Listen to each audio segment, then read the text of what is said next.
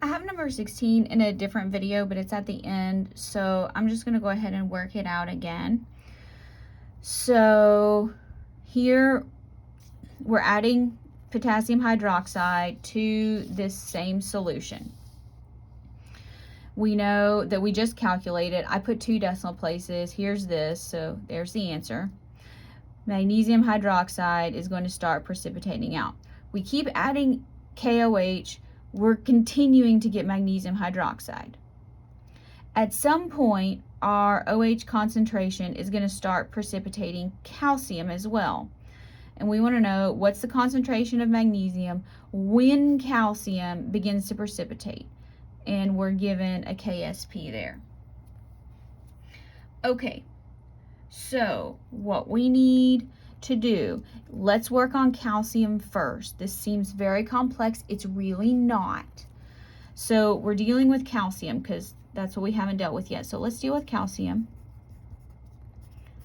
Write out your dissociation. Now, let's write out our KSP expression is going to be calcium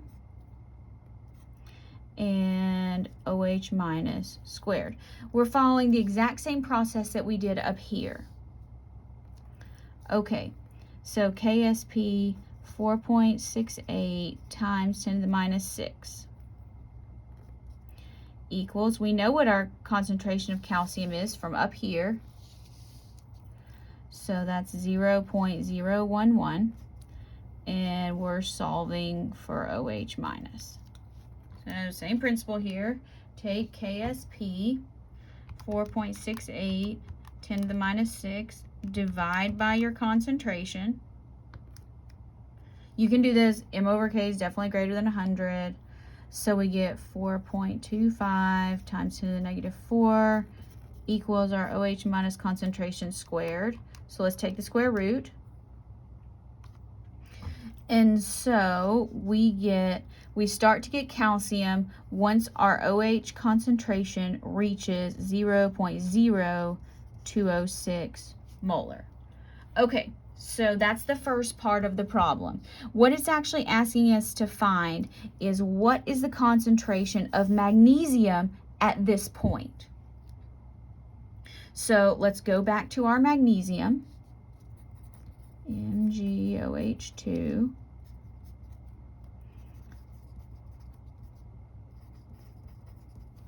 Okay, we already know what KSP is. I'm just copying it back. We've already done that. Whoa, no. Squared. So this time we just need to solve for magnesium. So KSP for magnesium is not changed, still up there. 2.06 10 to the negative 13 equals our concentration of magnesium. And here our concentration of OH is here. Squared. Don't forget the square. Okay, so let's do that first.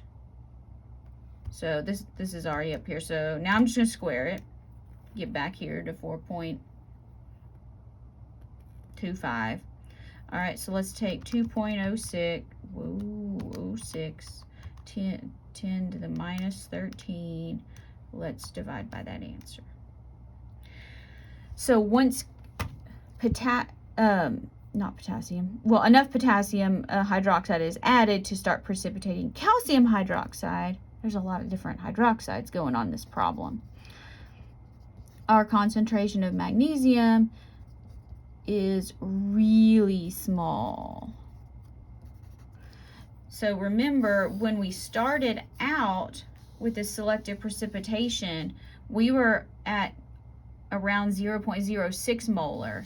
We have lost, what, 8 orders of magnitude by this point? So this is basically not very much.